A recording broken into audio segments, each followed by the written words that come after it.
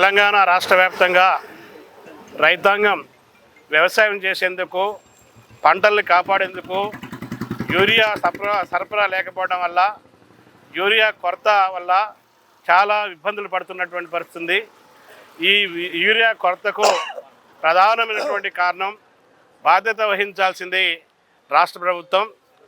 Urea ఈ రాష్ట్రంలో పండేటువంటి పంటలు, సాగు చేయటువంటి వ్యవసాయ సాగు భూమి, దాని విస్తరణ, కావాల్సినటువంటి యూరియా మీద ముందే ఒక అంచనా వేసి ముందస్తుగానే కేంద్ర ప్రభుత్వంతో మరి ఒప్పందం చేసుకొని ముందస్తు యూరియా నిల్వల్ని పెట్టాల్సినటువంటి అవసరం ఉంది.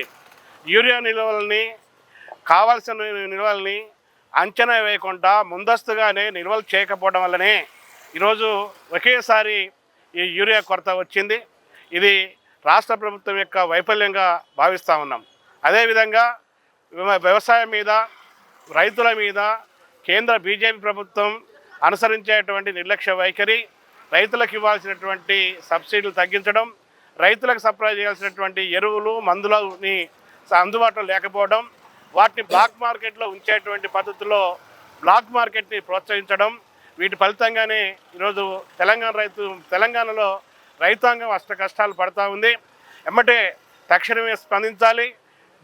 కేంద్ర బీజేపీ ప్రభుత్వం, ఇక్కడ ఉన్నటువంటి కేంద్ర బీజేపీకి ప్రాతినిధ్యం ఇస్తున్నటువంటి మంత్రులు, ఎంపీలు చొరవ తీసుకొని రాష్ట్రానికి కావాల్సినటువంటి యూరియాని సరఫరా చేసే విధంగా కేంద్ర ప్రభుత్వం మీద ఒత్తిడి తీసుకురావాలి. ఈ రాష్ట్ర ప్రభుత్వం కూడా వచ్చినటువంటి ఈ యొక్క యూరియాని సకాలంలో రైతులకి సప్లై చేసేటువంటి పద్ధతుల్లో మరి చర్యలు తీసుకోవాలని చెప్పి రైతు సంఘం ఈరోజు తెలంగాణ వ్యాప్తంగా మరి పోరాటం చేస్తుంది. ఆ పోరాటానికి, రైతులు చేసే పోరాటానికి, రైతు సంఘం ఇచ్చేటువంటి ఈ యొక్క పోరాటానికి సిఐటియు తెలంగాణ రాష్ట్ర కమిటీ సంపూర్ణమైనటువంటి మద్దతుని తెలియజేస్తున్నాం. దీంట్లో సరైనటువంటి జోక్యం చేసుకోకపోతే సకాలంలో పంటలు రావు. వరి ఈరోజు మరి దిగుమతి తగ్గిపోద్ది. ఫలితంగా ఆహార సంక్షోభం కూడా వచ్చేటువంటి ప్రమాదం ఉంది. ఈ ఆహార సంక్షోభం వస్తే ధరలు పెరుగుతాయి.